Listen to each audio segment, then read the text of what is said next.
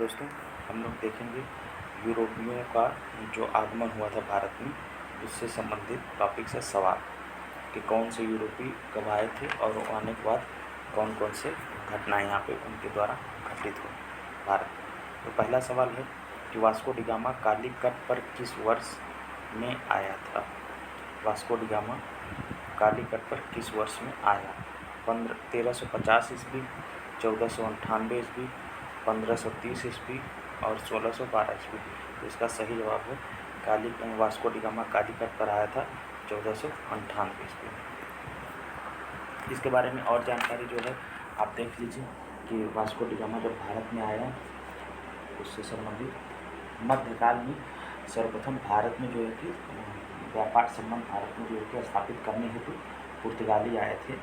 और प्रथम पुर्तगाली जो था वो वास्को डी गामा भारत के पश्चिमी तट पर, कहाँ पर, भारत के पश्चिमी तट पर स्थित बंदरगाह कालीकट पर 20 मई 1498 ईस्वी को यह आया था और उसने यहाँ पहुँचकर भारत के नए समुद्री मार्ग की खोज की थी।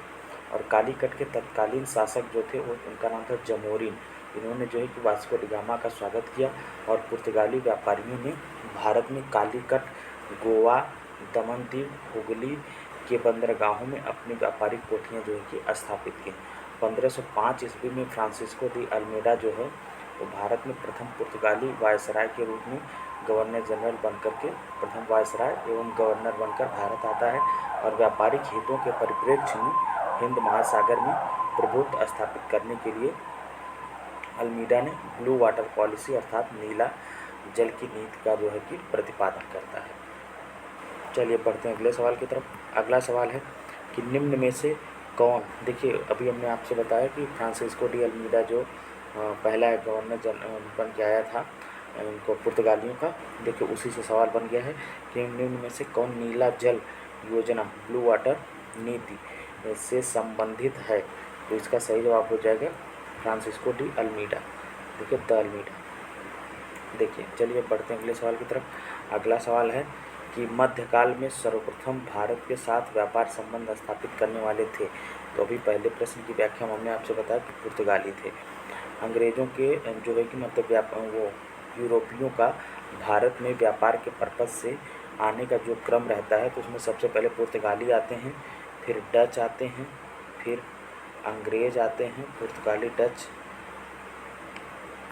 अंग्रेज़, तब जा कर के फ्रांसीसी। पुर्तगाली, डच, अंग्रेज़, तब फ्रांसीसी आते हैं। अंग्रेज़ों से पहले डेन आए हुए थे लेकिन उनका उतना जो है कि ज़्यादा समय तक यहाँ नहीं रहते, मतलब भारत में ज़्यादा प्रभाव डालते हैं अपना। तो अगर उनको लेंगे तो पुर्तगाली, डच, अंग्रेज़, फ्रांसीसी याद रखिए आप। देखिए चलिए बढ़ते हैं अगले सवाल की तरफ। अगला सवाल है कि पुर्तगाली उपनिवेश का प्रथम वायसराय भारत में कौन हुआ था। पुर्तगाली उपनिवेश का जो है कि प्रथम वायसराय, तो देखिए अभी हमने आपको बताया तो फ्रांसिस्को डी अल्मीडा जो था वो पहला जो व्यक्ति था जो भारत में पुर्तगालियों का पहला वायसराय या गवर्नर बनकर आता है। चलिए बढ़ते हैं अगले सवाल की तरफ। अगला सवाल है, एक तरफ समुद्री यात्री दे दिया और दूसरी तरफ देश, मतलब ये जो समुद्री यात्री थे कौन सा समुद्री यात्री किस देश से संबंधित था। तो दोस्तों देखिए एक तरफ समुद्री यात्रियों का नाम है, दूसरी तरफ देश। तो वास्को डी गामा है, वास्को डी गामा के बाद है समुद्री यात्री क्रिस्टोफर कोलंबस, फिर है कैप्टन कुक, फिर है तस्मान। तो हम लोग अभी पढ़े कि वास्को डी गामा कहाँ का था। वास्को डी गामा पुर्तगाल का था। वास्को डी गामा का हो जाएगा पुर्तगाली। और ये जो क्रिस्टोफर कोलंबस है, क्रिस्टोफर कोलंबस है ये आपका है, क्रिस्टोफर कोलंबस साथियों ये है आपका स्पेन का। और इसने जो है कि अमेरिका के क्रिस्टोफर कोलंबस का मिलान करेंगे हम स्पेन से। क्रिस्टोफर कोलंबस मिलान करेंगे स्पेन से। ये जो है ये दोस्तों अमेरिका के रास्ते, अमेरिका जो है कि जाने के समुद्री रास्ते का खोज किया था। और वास्को डी गामा का जो हमने मिला है पुर्तगाल। और इसके बाद कैप्टन कुक और तस्मान। तो कैप्टन कुक जो था दोस्तों, ये कैप्टन कुक जो है कि ऑस्ट्रेलिया की तथा हॉलैंड तस्मान ने। तो इसमें हो जाएगा। तो दोस्तों कैप्टन कुक ने जो है कि खोज की थी ऑस्ट्रेलिया के मार्ग की खोज की थी कैप्टन कुक ने। और कैप्टन कुक रहने वाला था ग्रेट ब्रिटेन का, और हॉलैंड के जो है कि तस्मान ने ये वान डीमन्स लैंड, तो इस तरह से तस्मान कहाँ का हो जाएगा, हॉलैंड का। इसने जो है कि वान डीमन्स लैंड, वर्तमान में जिसे तस्मानिया कहा जाता है, तथा न्यूजीलैंड की खोज की थी इसने।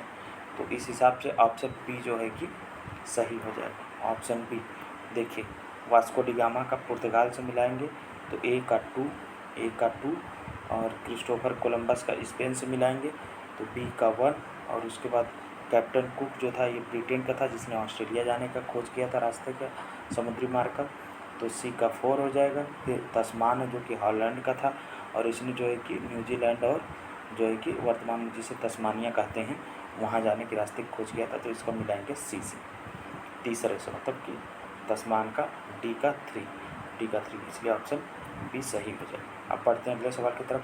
अगला सवाल है कि भारत में पुर्तगाली शक्ति का वास्तविक संस्थापक कौन था। भारत में जो पुर्तगाली शक्ति का वास्तविक संस्थापक माना जाता है, ये माना जाता है अल्बुकर्क। कौन? फ्रांसिस्को डी अल्बुकर्क इसका पूरा नाम था।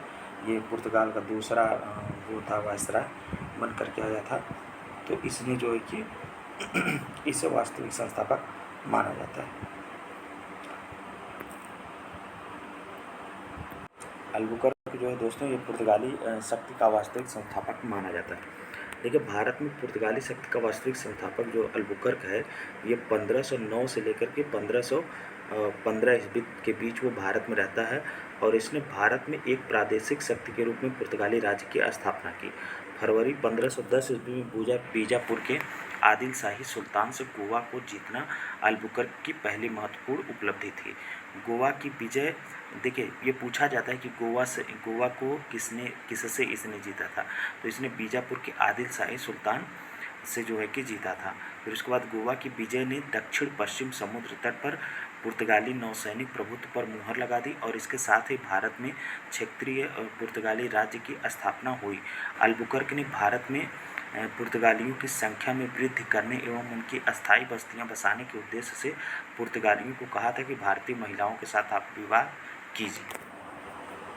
चलिए बढ़ते हैं अगले सवाल की तरफ। अगला सवाल है कि भारत में यूरोपीय शक्तियों के प्रवेश के संदर्भ में निम्न में से कौन सा कथन सही नहीं है। चलिए पढ़ते हैं पहला ऑप्शन। तो पहला ऑप्शन ये है कि पुर्तगालियों ने 1499 में गोवा पर कब्जा कर लिया। तो दोस्तों देखो, अभी पिछले प्रश्न की व्याख्या में हमने आपको बताया था कि बीजापुर के आदिल शाही सुल्तान से जो है कि फ्रांसिस्को डी अल्बुकर्क ने गोवा को जीता था 1510 ईस्वी में। तो इस हिसाब से पहला ही विकल्प जो है इसका क्या हो जाएगा, पहला ही विकल्प गलत हो जाएगा। तो पहला ही विकल्प जो है कि पुर्तगालियों ने 1499 ईस्वी में गोवा पर कब्जा किया, ये बात गलत हो जाएगी, जबकि वो 1510 में किया था और बीजापुर के आदिल शाही सुल्तान से जो है कि लिया था। चलिए अब और विकल्पों पर लेकिन चर्चा कर लेते हैं। तो देखते हैं और विकल्प।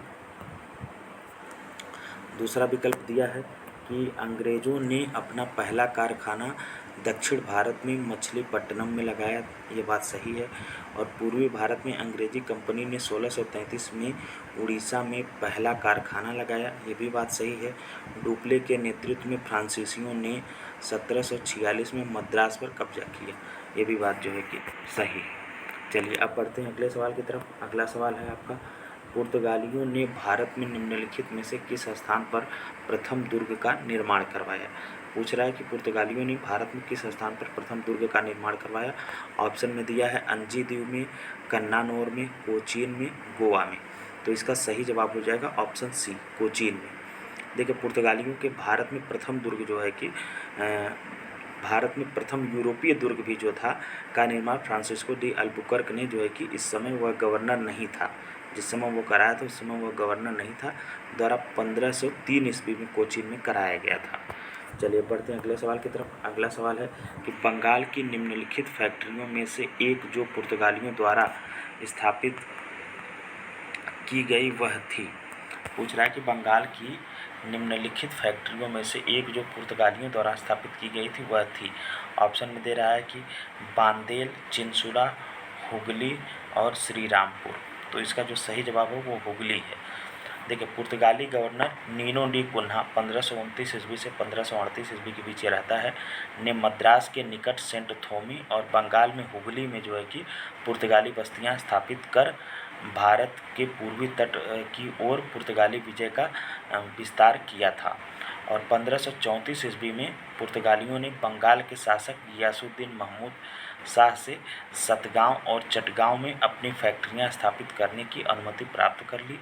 इसके बाद संपूर्ण बंगाल में अनेक पुर्तगाली बस्तियों की स्थापना की गई। चटगांव, जिसे पुर्तगाली महान बंदरगाह के रूप में अभिहित करते थे, उनके द्वारा प्रयुक्त किया जा रहा, किंतु 16वीं सदी में सतगांव का पतन हो गया और उसका स्थान हुगली ने ले लिया। चिंसुरा में डचों ने जो है कि गुस्तावुस किले का निर्माण कराया था और श्रीरामपुर डेनिश का प्रमुख केंद्र था। तो इस प्रश्न से संबंधित इतनी जो है कि व्याख्या थी। अब बढ़ते हैं अगले सवाल की तरफ। अगला सवाल है कि पांडिचेरी वर्तमान पुडुचेरी के संदर्भ में निम्नलिखित कथनों पर विचार कीजिए। पहला है कि पांडिचेरी पर कब्जा करने वाली पहली यूरोपीय शक्ति पुर्तगाली थे। पांडिचेरी पर कब्जा करने वाली दूसरी यूरोपीय शक्ति फ्रांसीसी थे। तीसरा है कि अंग्रेजों ने कभी पांडिचेरी पर कब्जा नहीं किया था। तो इसमें जो है दोस्तों वो केवल एक जो वो पहला कथन है वही सही है, तो इस तरह से ऑप्शन ही सही हो जाएगा। देखिए, पांडिचेरी में सर्वप्रथम जो है कि पुर्तगालियों ने अपना उपनिवेश स्थापित किया था। पुर्तगालियों ने पांडिचेरी में जो है कि इसके बाद डेंस और डचों ने अपनी व्यापारिक कोठियाँ स्थापित की। जबकि कह रहा है पुर्तगालियों पर कब्जा कर लेने पांडिचेरी पर कब्जा करने वाली दूसरी यूरोपीय शक्ति फ्रांसीसी, ये गलत है। दूसरी यूरोपीय शक्ति कौन थे? डेंस थे, उसके बाद जो है कि डच थे, और इन्होंने जो कि अपनी व्यापारिक कोठियाँ स्थापित की थी। जिसके बाद 1763 ईस्वी में फ्रांसीसियों ने यहाँ अपनी बस्ती स्थापित की थी। ये लोग तीसरे चौथे नंबर पर थे। 1673 ईस्वी में इन लोगों ने जो है कि यहाँ पर अपनी बस्तियाँ स्थापित की थी। और अंग्रेज़ों ने भी इसमें दिया, तीसरा विकल्प दिया, अंग्रेज़ों ने कभी पांडिचेरी पर कब्जा नहीं किया। तो अंग्रेज़ों ने पांडिचेरी पर जो कब्जा किया था वो 1793 ईस्वी में कब्जा कर लिया, और फिर 1814 ईस्वी में हुई पेरिस की संधि के तहत इसे फ्रांस को लौटा भी दिया। चलिए पढ़ते हैं अगले सवाल की तरफ। अगला सवाल है कि हुगली को बंगाल की खाड़ी में समुद्री लूटपाट के लिए किसने अड्डा बनाया था? पुर्तगालियों ने, फ्रांसवासियों ने, डेनमार्क वासियों ने, अंग्रेज़ों ने। तो जो है कि हुगली को बंगाल की खाड़ी में समुद्री लूटपाट के लिए पुर्तगालियों ने अड्डा बनाया था। अब बढ़ते हैं अगले सवाल की तरफ। अगला सवाल है कि निम्नलिखित में से कौन कलकत्ता का संस्थापक था? तो दोस्तों ऑप्शन दिया है Charles Eyre, Job Charnock, Gerald Aungier और विलियम नॉरिस। तो जॉब चार्नॉक जो है ये कलकत्ता का संस्थापक माना जाता है। देखिए दोस्तों, क्या है कि कासिम बाजार की फैक्ट्री के प्रमुख, कासिम बाजार की फैक्ट्री का प्रमुख था जॉब चार्नॉक, जिसने अंग्रेज़ों के व्यापार केंद्र के लिए हुगली के स्थान पर सुल्तानाती अथवा सुतनौती कलकत्ता का स्थल है को चुना था। उसे ही जो है कलकत्ता का संस्थापक भी माना जाता है। और हालांकि मई 2003 में दिए गए अपने निर्णय में कलकत्ता उच्च न्यायालय ने इस खंडपीठ ने जो है कि जॉब चार्नॉक को कलकत्ता का संस्थापक न मानते हुए कहा है कि कलकत्ता जॉब चार्नॉक के आगमन से पूर्व अस्तित्व में था।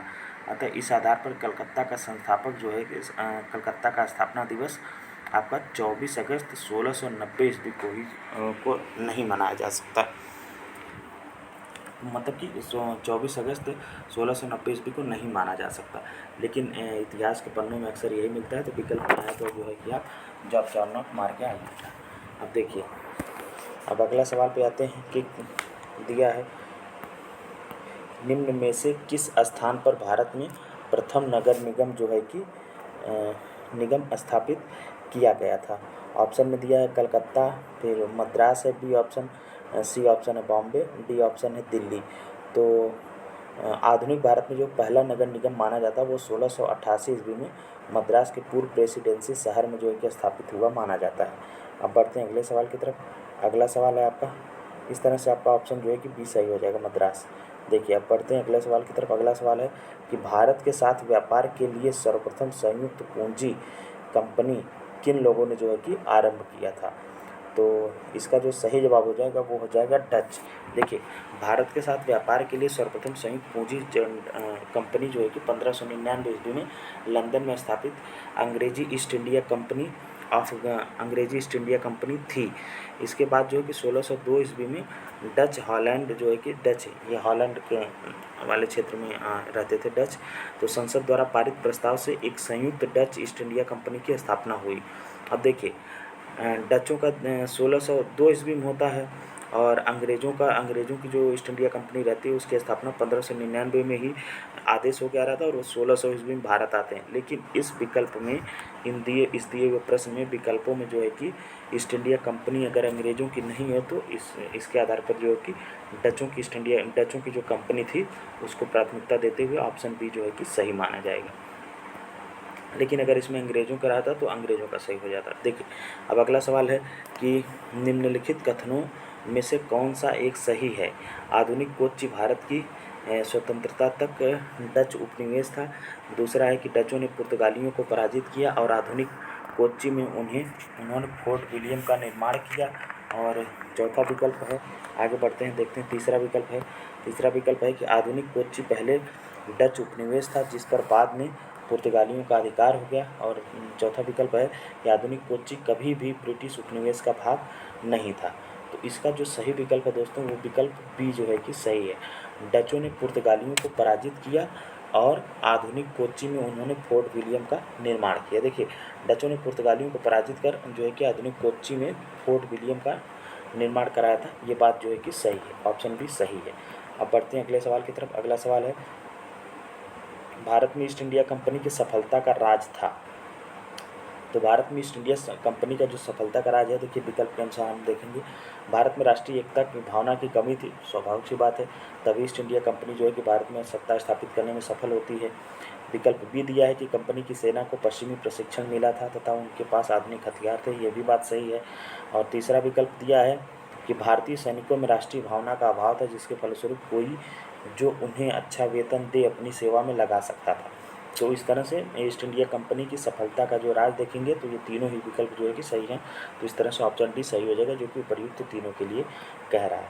अब बढ़ते हैं अगले सवाल की तरफ। अगला सवाल है कि निम्नलिखित ब्रिटिश कंपनियों में से किसे भारत में व्यापार करने का पहला अधिकार पत्र जो है कि प्राप्त हुआ था। देखिए इसमें लीवेंट कंपनी दिया है, ईस्ट इंडिया कंपनी दिया है, the English Company Trading to East Indies दिया है, फिर ओस्टेंड कंपनी दिया है। तो देखिए दोस्तों अगर हम देखेंगे कि समुद्री मार्ग से अगर यहाँ पे ये रहता लीवेंट कंपनी का नाम नहीं रहता तब हम जो है कि किसके साथ जाते, अंग्रेज़ों की जो इंग्लिश ईस्ट इंडिया कंपनी है the English Company Trading to East Indies, ये अंग्रेज़ों की जो ईस्ट इंडिया कंपनी आई थी उसका पूरा नाम है ये, ठीक है। तो हम लोग इसके साथ जाते, किसके साथ जाते, इसके साथ, मतलब कि ऑप्शन सी के साथ। लेकिन इसमें लीवेंट कंपनी का जो नाम दे दिया है तो उसका होने की वजह से ऑप्शन में इसमें लीवेंट कंपनी जो है कि सही माना जाएगा, क्योंकि लीवेंट कंपनी को जो है कि 1593 ईस्वी में जो है कि भारत में व्यापार करने का अधिकार पत्र प्राप्त हो गया था। लेकिन ये अधिकार जो इन्हें प्राप्त हुआ था यह स्थल मार्ग से था और समुद्री मार्ग से जो था वो 31 दिसंबर 1600 ईस्वी को महारानी एलिजाबेथ प्रथम ने जो है कि the governor and the company of Merchants of London trading into the East Indies के नाम से जो है कि समुद्री मार्ग से भारत में जो है कि व्यापार करने के लिए इनको जो है कि घोषणा पत्र जारी किया था। और 1702 ईस्वी में इसने जो है कि न्यू कंपनी तथा महारानी एनी के साथ मिलकर के एक त्रिपक्षीय करारनामा किया जिसके तहत पुरानी कंपनी 7 साल के लिए जो है कि 7 साल के भीतर खुद को बंद कर देगी तथा 1709 ईस्वी में दोनों कंपनियां मिलकर नए नाम United Company of Merchants of England Trading to the East Indies के रूप में जो है कि अपने व्यापार को बढ़ाएंगी, ऐसा समझौता हुआ था। तो इसमें जो दोस्तों है वो है सही माना जाएगा लीवेंट कंपनी का। ये क्वेश्चन कभी भी रिपीट कर सकता है क्योंकि ये बड़ा ही वैसा अभी तक कहीं पे ऐसा इसका जिक्र नहीं मिलता इस कंपनी का अमूमन, तो इसलिए जो है कि इसको आप लोग याद रखिएगा। अब बढ़ते हैं अगले सवाल की तरफ। देखिए अगला सवाल है लंदन में ब्रिटिश इंडिया कंपनी के गठन के समय भारत का निम्नलिखित में से बादशाह कौन था।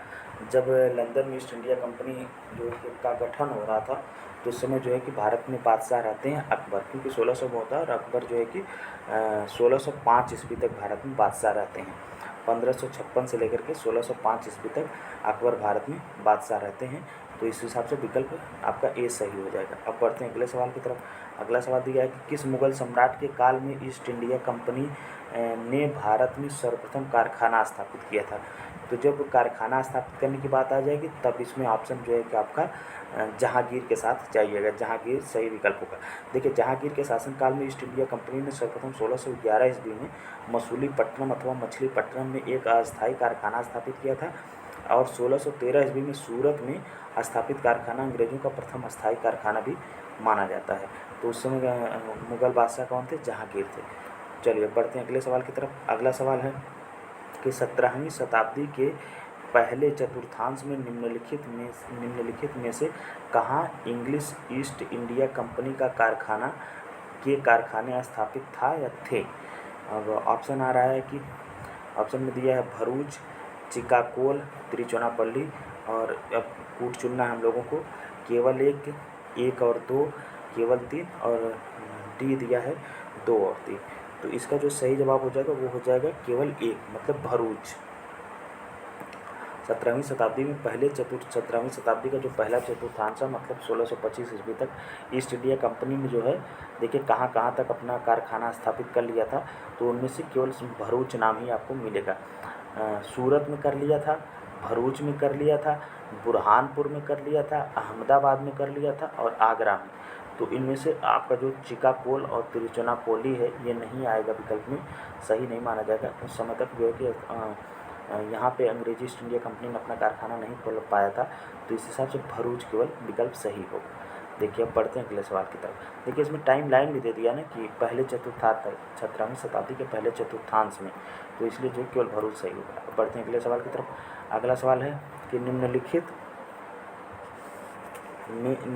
यूरोपीय व्यापारिक कंपनियों में से किसने सूरत में सर्वप्रथम अपना कारखाना स्थापित किया था? विकल्प में दे रहा है डचों ने, अंग्रेजों ने, फ्रांसीसियों ने, पुर्तगालियों ने। तो अंग्रेजों ने जो है कि सूरत में सर्वप्रथम अपना कारखाना, डचों और फ्रांसीसियों और पुर्तगालियों से पहले जो है कि अंग्रेजों ने सूरत में अपना कारखाना जो है स्थापित कर लिया था। देखिए, यूरोपीय व्यापारिक कंपनियों में से ब्रिटिश ईस्ट इंडिया कंपनी ने सर्वप्रथम फैक्ट्री में अपना स्थापित कर ली थी सूरत में। और 1613 ईस्वी में जहांगीर ने अंग्रेजों को सूरत में अस्थायी कारखाना स्थापित करने की अनुमति दे दी थी। सूरत में डचों द्वारा फैक्ट्री 1616 ईस्वी में, जबकि फ्रांसीसियों द्वारा, देखिए बाकी का हम देखेंगे तो डचों ने जो है कि 1616 ईस्वी में और फ्रांसीसियों ने 1668 ईस्वी में और में स्थापित किया था। और ईस्ट इंडिया कंपनी ने सर्वप्रथम 1611 ईस्वी में मसूलीपट्टनम में अपना कारखाना स्थापित किया था, जो कि अस्थायी था। इन्होंने अपना प्रथम अस्थायी कारखाना 1613 ईस्वी में सूरत में ही स्थापित किया था। फ्रांसीसियों ने भी अपना प्रथम कारखाना 1668 ईस्वी में सूरत में ही स्थापित किया था। अब बढ़ते हैं अगले सवाल की तरफ। अगला सवाल दिया है कि ब्रिटिश ईस्ट इंडिया कंपनी ने बम्बई किससे लिया था? तो सबको मालूम है कि पुर्तगाली की महारानी से जो है कि शादी हुई थी इंग्लैंड के राजा के लड़के से, उसे दहेज में मिला था। ब्रिटिश ईस्ट इंडिया कंपनी को जो है कि मिला था मुंबई। देखिए, ब्रिटिश ईस्ट इंडिया कंपनी ने बम्बई पुर्तगालियों से लिया था 1661 ईस्वी में। इंग्लैंड के सम्राट जो थे उनका नाम था चार्ल्स द्वितीय का विवाह पुर्तगाल की राजकुमारी कैथरीन से होने के बाद जो है कि पुर्तगालियों द्वारा बम्बई इनको चार्ल्स द्वितीय को उपहार में दिया जाता है, जिसे उन्होंने 10 पाउंड वार्षिक किराए पर 1668 ईस्वी में जो कि ब्रिटिश ईस्ट इंडिया कंपनी को दे दिया था। इन्हें मिला था 1661 ईस्वी में और इन्होंने जो है कि 1668 ईस्वी में, मतलब 7 साल बाद जो है कि ब्रिटिश ईस्ट इंडिया कंपनी को ये दे देते हैं 10 पाउंड वार्षिक किराए पर जो है कि दे देते हैं। अब बढ़ते हैं अगले सवाल की तरफ। अगला सवाल है कि निम्नलिखित में से किस वर्ष प्रयागराज उत्तर प्रदेश के किले पर अंग्रेजों का अधिकार स्थापित हुआ था? देखिए, ये उत्तर प्रदेश स्पेशल में ये आ जाएगा। तो इसका जो सही उत्तर है वो आपका 1797 ईस्वी में, 1797 ईस्वी में, मतलब कि डी ऑप्शन सही है। देखिए, अवध के नवाब शहादत अली ने 1797 ईस्वी में प्रयागराज, जो वर्तमान में जिसका नाम है, पहले जिसे इलाहाबाद के नाम से जाना जाता था, का किला जो है कि अंग्रेजों को सौंप दिया था। अब चलिए बढ़ते हैं अगले सवाल की तरफ। अगला सवाल है कि ईस्ट इंडिया कंपनी के किस अंग्रेज गवर्नर को औरंगजेब द्वारा भारत से निष्कासित किया गया था? ईस्ट इंडिया कंपनी के किस अंग्रेज गवर्नर को औरंगजेब जो मुगल शासक, अंतिम मुगल शासक था, प्रभुशाली मुगल शासकों में अंतिम मुगल शासक था जिसकी मृत्यु 1707 ईस्वी में हो जाती है, इसने जो है कि किस अंग्रेज गवर्नर को जो है कि भारत से निष्कासित किया था? तो इसने निष्कासित किया था सर जॉन चाइल्ड को। किसको? देखिए, बम्बई के अंग्रेज गवर्नर जॉन चाइल्ड ने 1688 ईस्वी में बम्बई और पश्चिमी समुद्र तट तक मुगल बंदरगाहों को घेरा डाला था तथा मक्का जाने वाले हज यात्रियों को इन्होंने बंदी बनाने का प्रयास किया। इसी से इनसे क्रुद्ध होकर के औरंगजेब ने भारत से निष्कासित करने का इन्हें आदेश दे देता है और मुगल शासक औरंगजेब के सामने उसे विवश होना पड़ा और अंततः उन्हें जो है कि माफ़ी मांगनी पड़ी थी सर जॉन चाइल्ड को।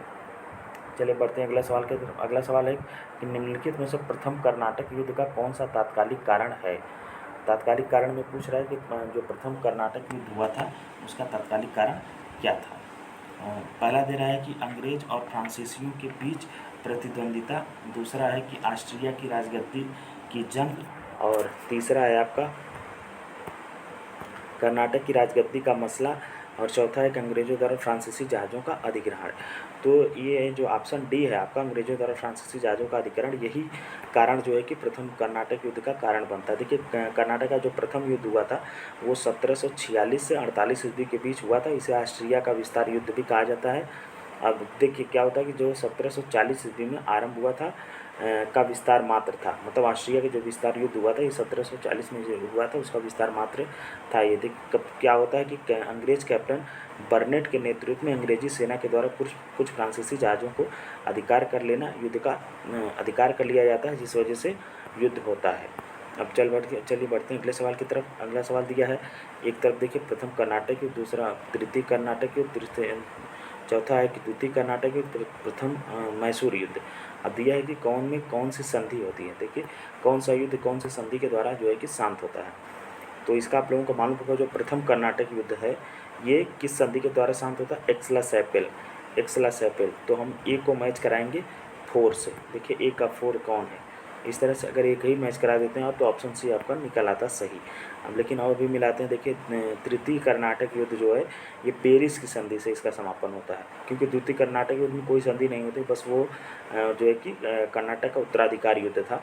तो तीसरा कर्नाटक युद्ध जो होता है ये पेरिस की संधि के द्वारा जो है कि समाप्त होता है। और द्वितीय कर्नाटक युद्ध जो है ये आपका अनिर्णायक युद्ध रहता है। और प्रथम जो मैसूर युद्ध होता है इसमें ब्रिटिश की हार होती है। किसकी? ब्रिटिश की हार होती है। तो इस तरह से ऑप्शन सी जो है कि आपका सही हो जाएगा। चलिए बढ़ते हैं अगले सवाल की तरफ। अगला सवाल है कि निम्नलिखित में से कौन सा प्रथम यूरोपीय व्यक्ति था जिसने भू क्षेत्र अर्जित करने के उद्देश्य से भारतीय राजाओं के झगड़ों में भाग लेने की नीति आरंभ की? पूछ रहा है कि वह कौन सा यूरोपीय व्यक्ति था जिसने भू क्षेत्र अर्जित करने के उद्देश्य से भारतीय राजाओं के झगड़ों में भाग लेने की नीति का जो है कि शुरुआत किया था। तो ये कौन था? डुप्ले था, फ्रांसीसी गवर्नर जनरल था डुप्ले। इसने जो है कि भारत में जो आपसी कलह थी राजाओं के बीच में उसमें उसका फ़ायदा उठा करके जो है इसने अपना शासन स्थापित करने का प्रयास किया। देखिए, डुप्ले ने पहली बार वे हथकंडे प्रयोग किए जो भारत को जीतने के लिए अंग्रेज़ों के मार्गदर्शक बने। डुप्ले प्रथम यूरोपीय था जिसने जो है कि भू क्षेत्र अर्जित करने के उद्देश्य से भारतीय राजाओं के झगड़ों में भाग लेने की नीति का आरंभ किया। यह डुप्ले ही था जिसने पहली बार यूरोपीय सेना को भारतीय राजदरबारों में भारतीय व्यय पर नियुक्त किया। एक प्रकार से सहायक संधि का कॉन्सेप्ट इसी ने दिया था। देखिए, अब क्या होता है कि नियुक्त करवाया जिसने पहली बार यूरोपीय हितों के लिए भारतीय राजनीति में हस्तक्षेप किया तथा भारत में यूरोपीय साम्राज्य की नींव रखी। देखिए, उसके बारे में जी.बी. मालेसन ने लिखा है कि उसकी योजनाओं का प्रभाव उसके जाने के पश्चात भी रहा। वह भूमि जिसे उसने अपनी सूझबूझ से जोता और उर्वर बनाया, वह क्षमता जो उसने दर्शाई उसके लौटने के तुरंत पश्चात जो है कि उसके प्रतिद्वंदियों ने उपयोग की और उससे अत्यधिक लाभ है। इसके बारे में ऐसा कौन बोले हैं? जी.बी. मालेसन ने बोला। चलिए अब पढ़ते हैं अगले सवाल की तरफ। अगला सवाल है कि भारत में फ्रांसीसियों ने अपना सबसे पहला कारखाना निम्न स्थानों में से कहाँ लगाया था? ऑप्शन है सूरत, फिर पुलिकट, फिर कोचीन, फिर कासिम बाजार। तो फ्रांसीसियों ने अपना सबसे पहला कारखाना जो था ये 1664 ईस्वी में जो है ये इन्होंने लगाया था सूरत में। कहाँ? देखिए, लुई 14वें के मंत्री जो कॉलबर्ट द्वारा 1664 ईस्वी में फ्रेंच ईस्ट इंडिया कंपनी की स्थापना हुई थी, और जिसने कंपनी देश इंदेश ओरिएंट कहा गया था। जिससे क्या कहा गया था? फ्रांसीसी कंपनी जो थी उसका नाम था कंपनी देश इंदेश ओरिएंट, और फ्रांसीसी कंपनी का निर्माण जो है कि राज्य द्वारा हुआ था, और राज्य ही इसका सारा खर्च देखता था। 1667 ईस्वी में फ्रांसीसी कैरो के नेतृत्व में एक अभियान दल भारत के लिए रवाना हुआ, जिसने 1668 ईस्वी में सूरत में अपने पहले व्यापारिक कारखाने की स्थापना की। तो 1664 ईस्वी में इनकी कंपनी होती है, और 1667 ईस्वी में ये भारत आते हैं, और 1668 ईस्वी में सूरत में अपना पहला व्यापारिक कारखाना की स्थापना करते हैं। चलिए बढ़ते हैं अगले सवाल की तरफ। अगला सवाल है कि फ्रांसीसी ईस्ट इंडिया कंपनी स्थापित हुई थी लुई 14वें के शासनकाल में, लुई 13वें, तो इसका सही ऑप्शन हो जाएगा लुई 14वें। अभी हमने व्याख्या में बताया था लुई 14वें के शासनकाल में जो कि फ्रांसीसी ईस्ट इंडिया कंपनी पूरी तरह से राज्य आधारित थी। ठीक है, मतलब उसमें राज्य का सब पूरी तरह से इंटरफेरेंस था। अब अगला सवाल है कि निम्नलिखित में से किसे भारत में फ्रांसीसी कंपनी का संस्थापक माना जाता है? तो दिया है कि रिसलू को, मजारे, कॉलबर्ट और फ्रैंको मार्टिन। तो इसका आपका विकल्प सी सही है। कॉलबर्ट को जो है कि फ्रांसीसी कंपनी का संस्थापक माना जाता है। चलिए बढ़ते हैं अगले सवाल की तरफ। अगला सवाल है कि बंगाल में निम्न में से कौन सा कारखाना डचों ने स्थापित किया था? बंदेल, चिंसुरा, हुगली और श्री रामपुर। तो इसमें से जो है ऑप्शन बी और सी आपका दोनों सही है, मतलब चिंसुरा और हुगली दोनों जगह पर जो है कि डचों ने अपना कारखाना स्थापित किया। देखिए, डचों की बंगाल में पहली जो कंपनी थी वो पीपली में 1627 ईस्वी में स्थापित हुई थी। इसके कुछ ही दिनों बाद डच पीपली से बालासोर चले आए, और बंगाल में डचों ने 1635 ईस्वी में प्रारंभ कर 1635 ईस्वी से प्रारंभ कर 1656 ईस्वी के बीच कुछ समय तक हुगली में फैक्ट्री का संचालन किया। तो हुगली आ गया, और फिर 1656 ईस्वी के बाद हुगली के ही एक गांव चिंसुरा में 1653 ईस्वी में स्थापित फैक्ट्री डचों के व्यापार का मुख्य केंद्र बनी। स्पष्ट है कि इस तरह से देखा जाएगा तो आपका ऑप्शन बी और सी दोनों सही होगा।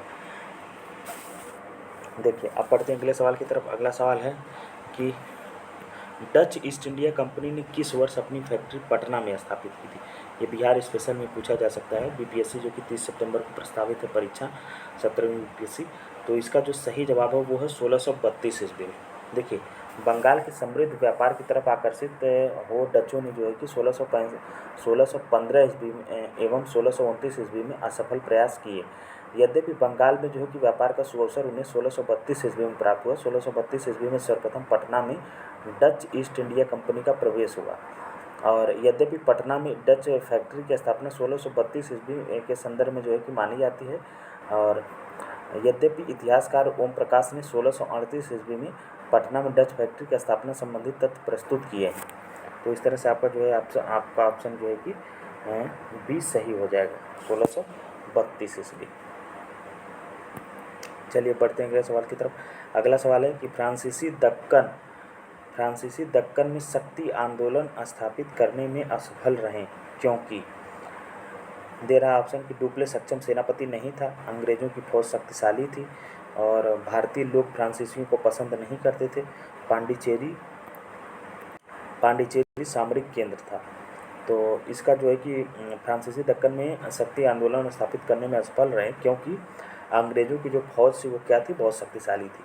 देखिए, फ्रांसीसियों की पराजय का एक मुख्य कारण उनकी कमज़ोर नौसेना थी। वाल्टेयर के अनुसार ऑस्ट्रिया के उत्तराधिकार युद्ध के समय फ्रांस की जल शक्ति का इतना ह्रास हुआ कि शतवर्षीय युद्ध के समय उनके पास एक भी जलपोत नहीं रहा। दूसरी ओर अंग्रेजों के पास एक शक्तिशाली सेना थी। चलिए बढ़ते हैं अगले सवाल की तरफ। अगला सवाल है कि निम्न यूरोपीय शक्तियों ने भारतीय व्यापार में समय समय पर प्रवेश किया। अंग्रेज, डच, फ्रांसीसी, पुर्तगाली, वही उनके आने का क्रम पूछ रहा है कि कौन सी शक्तियाँ कब आई थी व्यापार के पर्पज से। तो पहले आई थी पुर्तगाली, फिर डच आए थे, फिर अंग्रेज आए थे, फिर फ्रांसीसी आए थे। इनका क्रम जो है कि पूछा जाता है, तो आप लोग याद रख लीजिएगा। अब बढ़ते हैं अगले सवाल की तरफ। अगला सवाल है निम्नलिखित में से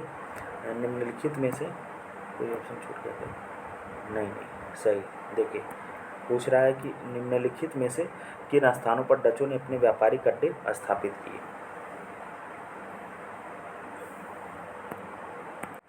ऑप्शन में है कि नागपट्टनम, चिंसुरा, मछलीपट्टनम, सूरत, भरूच, आगरा, कोचीन, अहमदाबाद, पटना, उपर्युक्त सभी।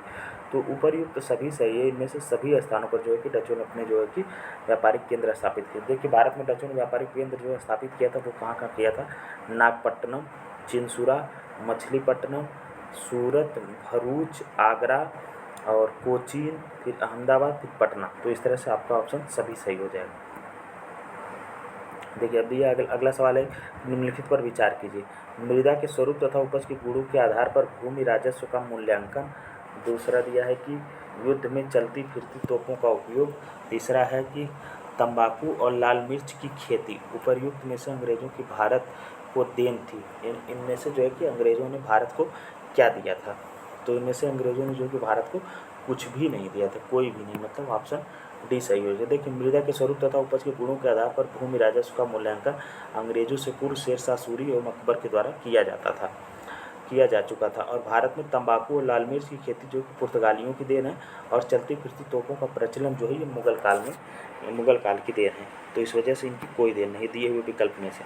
देखिए किसने ईस्ट इंडिया कंपनी के बारे में यह टिप्पणी की कि कंपनी एक असंगत है, परंतु यह उस व्यवस्था का भाग है जहाँ कुछ भी असंगत है। तो ऑप्शन में दिया है Warren Hastings, T B Macaulay, Lord Clive और हेनरी डुंडास। तो इसका ये जो कॉन्सेप्ट है, ये जो कथन दिए हैं, ये दिए हैं टी बी मैकाले ने। चलिए बढ़ते हैं अगले सवाल की तरफ। अगला सवाल है कि एक्सला सैपल 1748 की संधि के संदर्भ में निम्नलिखित कथनों में से कौन सा ऑब्लिक से सही है? प्रथम कर्नाटक युद्ध की समाप्ति, और अंग्रेज़ों को मद्रास पुनः प्राप्त हुआ। अब देखिए इसमें से कूट चुनना है, केवल एक, केवल दो, एक और दो दोनों, डी एक और दो दोनों नहीं। तो इसमें दोनों कथन जो है कि सही है।